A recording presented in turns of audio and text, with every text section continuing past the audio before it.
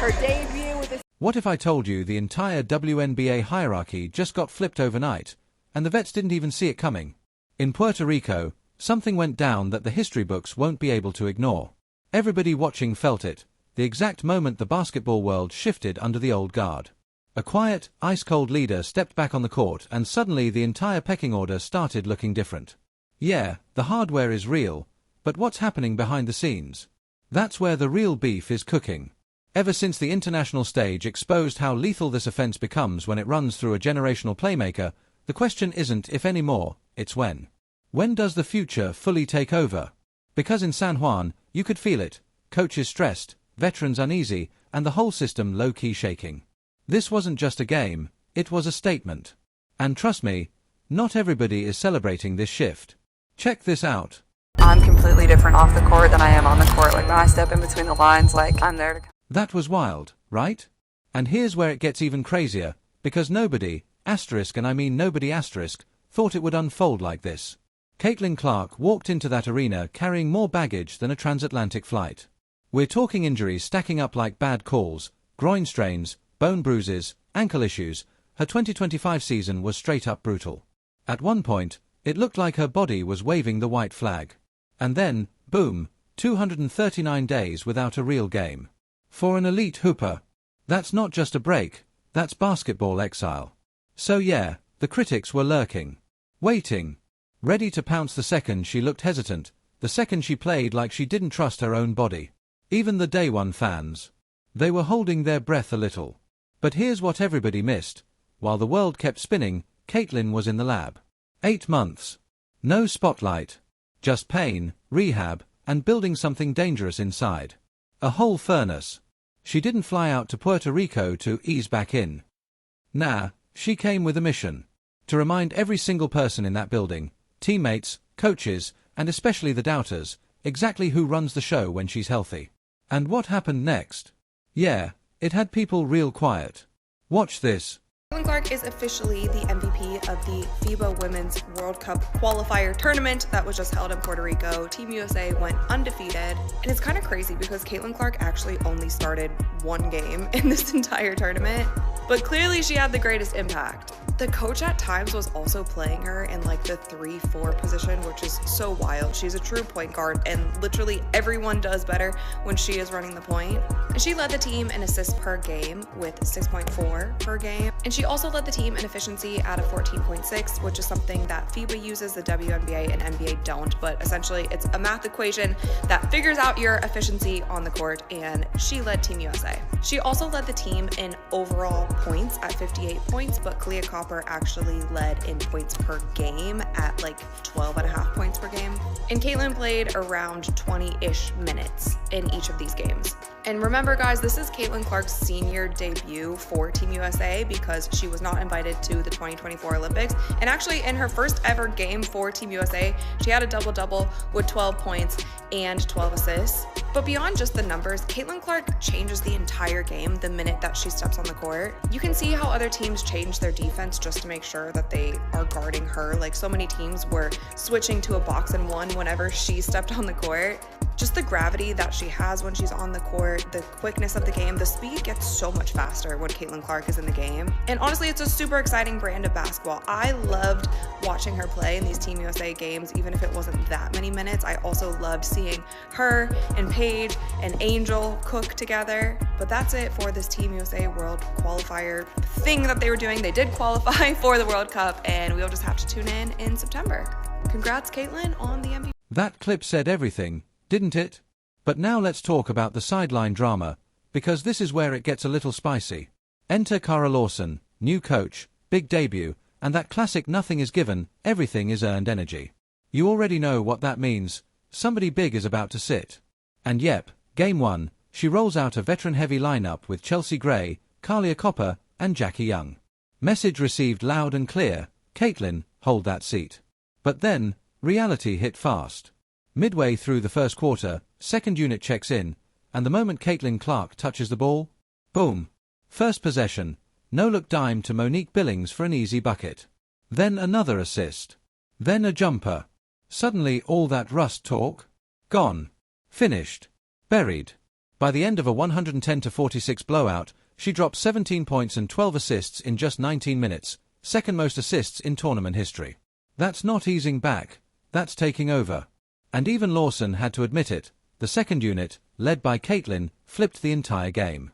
You could almost feel the tension from the veteran side, because when you've got a player who sees plays before they even happen, systems don't matter anymore. And it didn't stop there. Game 2, Game 3, same story. Calm. Efficient. Straight up surgical. By Game 4 against New Zealand, even common sense stepped in, Caitlin finally starts. Result. Another blowout. Light work. Leading the squad in assists like it's nothing, outplaying Olympic vets who've been running offenses for years. But of course, it can't just be dominance. There's always drama. Those viral sideline moments with Stephanie White. Yeah, the internet lost its mind. People acting like it was a full-blown locker room beef. But let's be real, coming off an 8-month layoff and stepping into a room full of alpha stars? That's pressure. That's friction. Caitlin even addressed it. This isn't Indiana, where everything runs through her. This is Team USA, where everybody thinks they're the sun. And still, she adjusted. Played faster. Trusted the squad. No diva energy, just growth. And then came Spain, the final boss. Lawson steps away, Nate Tibbett steps in, game gets tight late, rotation shrinks. Guess who's still out there? Caitlin. Off the bench, 7 points, 7 assists, and control of the moment. That's clutch. That's poise. That's winning basketball. Perfect 5-0 run. And when the MVP got announced, no debate. Caitlin Clark, 24 years old, best player in the entire tournament. Leading in assists, shooting lights out, making elite players look a step slow. Now here's the part nobody wants to say out loud. This isn't just a hot streak. This is a takeover. The old guard. They've carried the game for years, but time doesn't wait. And now the question isn't, is Caitlin the future? Nah, it's way bigger than that. Is she the entire future of USA basketball? Because when you're getting crowned MVP on the international stage and running the offense like this, yeah, the shift is already happening. And if you're really paying attention, you already know what comes next. That moment right there, yeah, that was the warning shot to the entire world. Because the real war hasn't even started yet. The World Cup in Berlin is coming, and Team USA is hunting title number 12. And here's the scary part. The entire offensive identity now runs through Caitlin Clark, a player who, just months ago, was wondering if her body would even hold up. Now imagine this, she just dominated after 8 months of nothing but rehab. No real games. No rhythm. Just pain and grind. So what happens after a full summer back in the league? Yeah, that's a nightmare scenario for every country watching this film right now. Because what went down in Puerto Rico wasn't luck, it was a statement. Nothing was handed to her. Injuries stacked up, critics got loud, fans got nervous, and she walked in and answered everything in 5 games. No hesitation. No fear. Just buckets and control like she'd been rehearsing it in her sleep. And here's where the shift becomes undeniable. Team USA has always been about depth, about systems, about next player up. They never needed a superstar to carry the load. But something changed. When the pressure hit, the ball found Caitlin. Every time. Coaches saw it. Teammates felt it. Even FIBA saw it. That's not just a hot hand, that's leadership.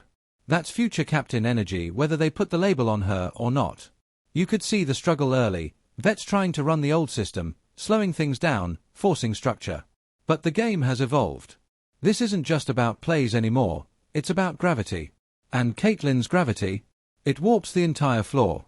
Even when she's not scoring, she's controlling everything. And yeah, let's be honest, that kind of takeover doesn't sit well with everybody. When you've been the face for years and suddenly a 24-year-old walks in after an 8-month break and takes MVP. That's tough to swallow. But here's the truth nobody can argue with, she's built different. Media pressure, injuries, critics, none of it sticks. She just keeps winning. And on the international stage, no politics, no narratives, just production. Refs called what they saw. Voters picked who dominated. Simple. So now all eyes turn to Berlin. The roster will be stacked, but the hierarchy? That's already cracked. You can't unsee what this offense looks like when Caitlyn is running the show. Going back to the old way? That feels like a step backward. Fans know it. The world knows it. The future is already here, and it's wearing number 22. She's healthy. She's locked in. And now she's carrying an MVP trophy into the biggest stage of her career.